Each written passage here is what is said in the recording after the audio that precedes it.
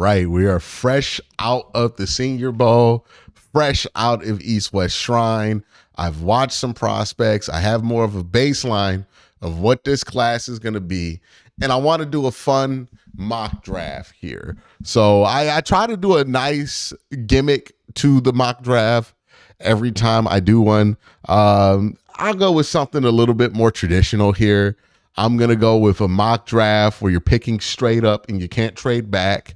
And then a mock draft where you do get to go crazy with the trades. Now, because I'm not in my regular home studio, I can't really do these mock drafts and present them the same way that I usually do. I go through live and present them. So we're going to kind of go through these after the fact. And I'll talk about every pick that I've made, why I made the pick, and why I think that pick would make a ton of sense given what the Browns need. So let's go to my first mock draft that I did. And I think this one's really good, if I'm being honest with you. At number 6, we take Ruben Bain.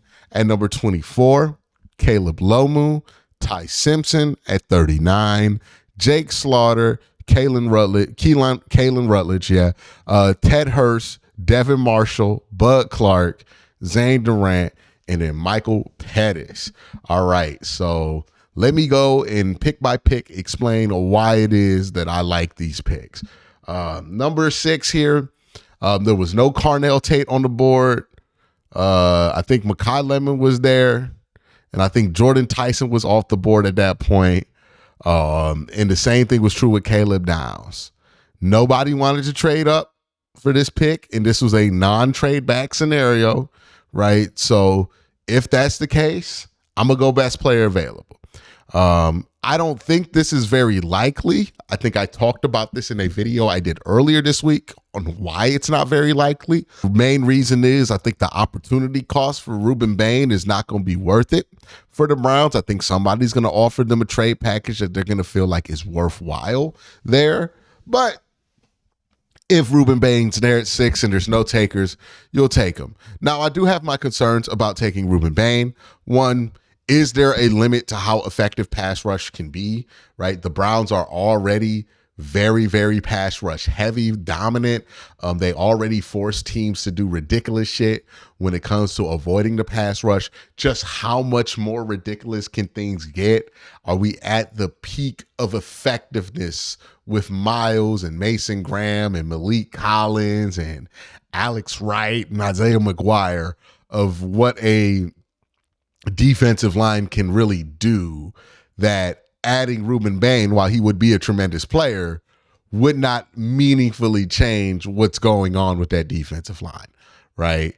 It's like upgrading a car that already, I don't know, I'm not great with cars. I'll do computers, right? It's like if you have the top of the line CPU, RAM, and GPU in your PC, and then you go and you spring for the super, super duper expensive motherboard. It's like, is that really going to change what your PC is going to perform like? I understand it's going to be better for it, but are you just spending an extra $200 when you don't really have to, when you could just get a motherboard that's compatible with all of your parts and just work with that, right? Like, do you really have to have it be that crazy of a build? That's the question with getting Ruben Bain. Like, are we reaching the peak of effectiveness here? That's a question I think needs to be answered. We're taking Caleb Lomu here at 24. It's a real simple explanation for Caleb Lomu here at 24. At the left tackle that you like at some point early in this draft, and Lomu's the guy. Is he a perfect prospect? Not even close. If he were a perfect prospect, we'd be taking him at 6, not 24. Certainly has things to work on, but you can put him at left tackle and feel okay about it. And then at 39, I went and I got Ty Simpson. Now, Ty Simpson does do some of the stuff that Todd Monken talked about, right? Improvise, all that stuff there. He's a little bit more of a risk taker with the ball, which I think Todd Monken would be fine with. And it gives you a fresh start at the quarterback position while also not committing you long-term to that quarterback, right? You take you take Ty Simpson at 39. You can stick with that as long as you would please. You can move off of that as quick as you would please. So that's kind of the justification for Ty Simpson there at 39. And then at pick 70, Jake Slaughter out of Florida. He is a center prospect, and I think he's going to be a good center in the NFL. So you get a tackle, you get a center, you swing around, you get Kalen Rutledge, who I think's had a great week. I think both Jake Slaughter and Rutledge have had great weeks at their desired positions. So when Jake Slaughter's played center, he's been great.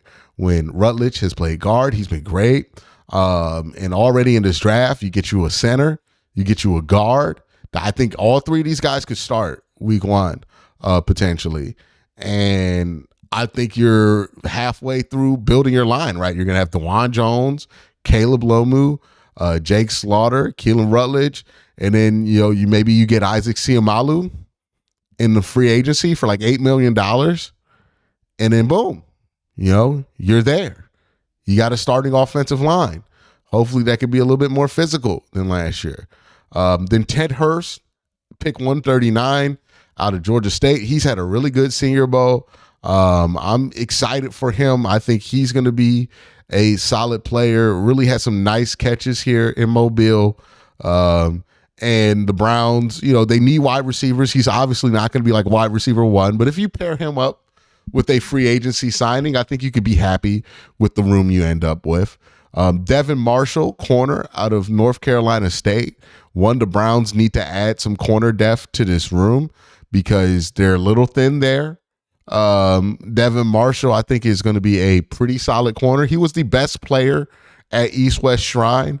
I expect his stock to rise, but if he's available in the 5th round, I'm running to that podium and I'm taking him. I think that's going to be a great pick.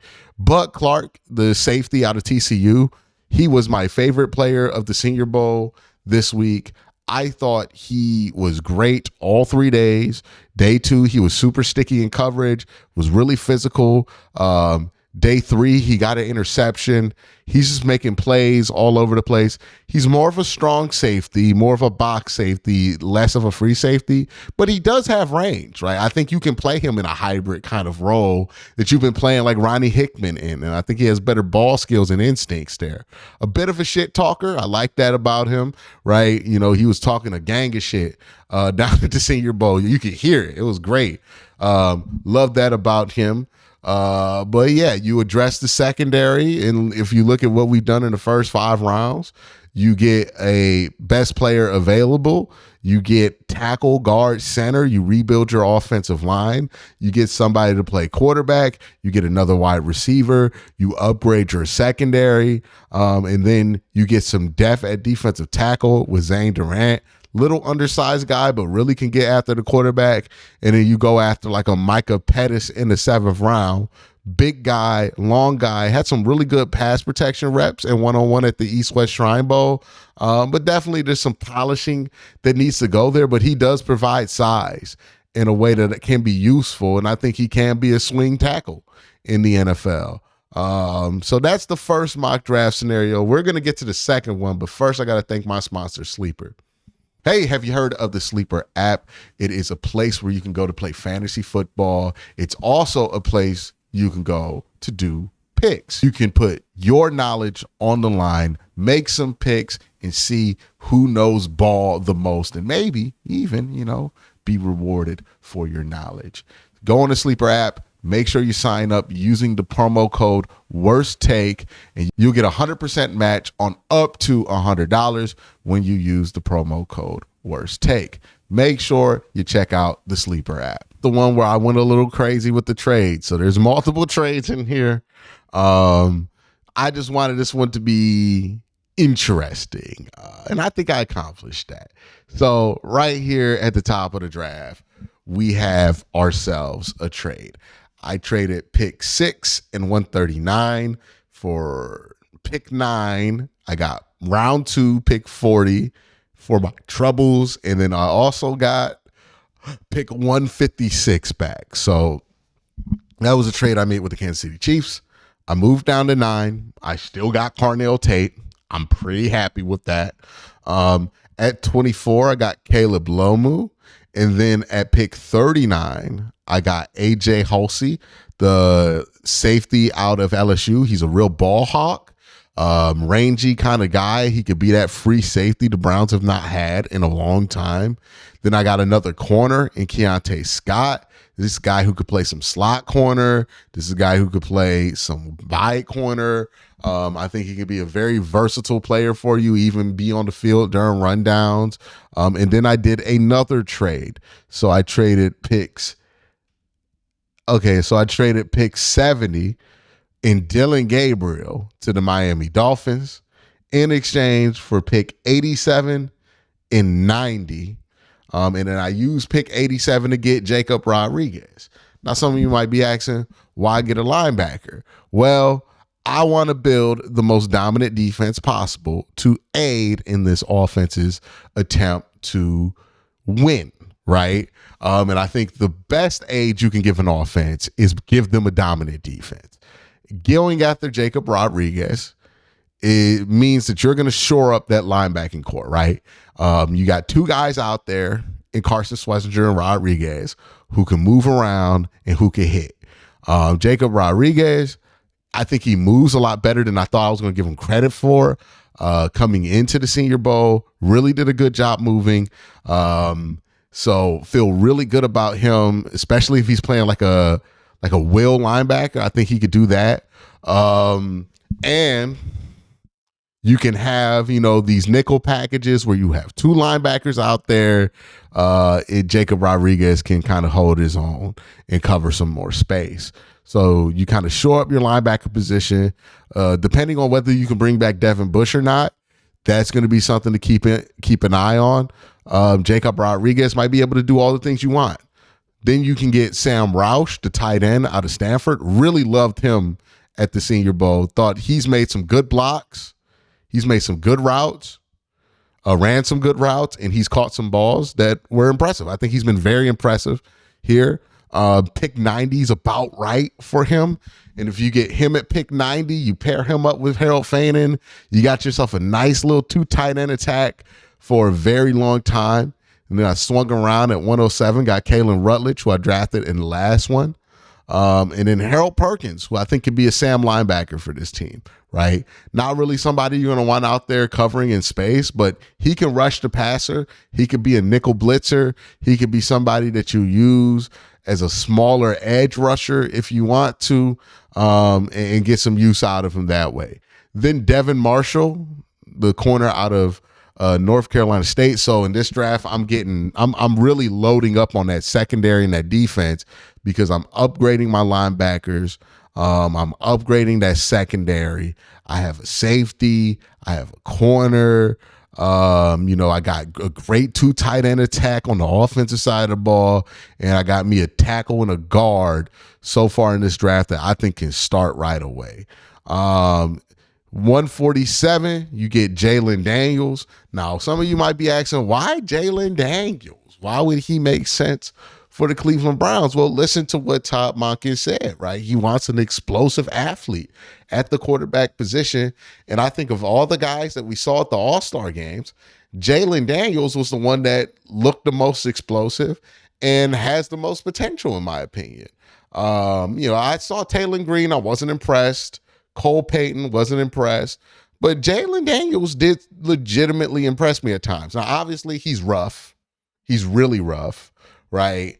That's why he is what is he in this draft? A 5th round pick.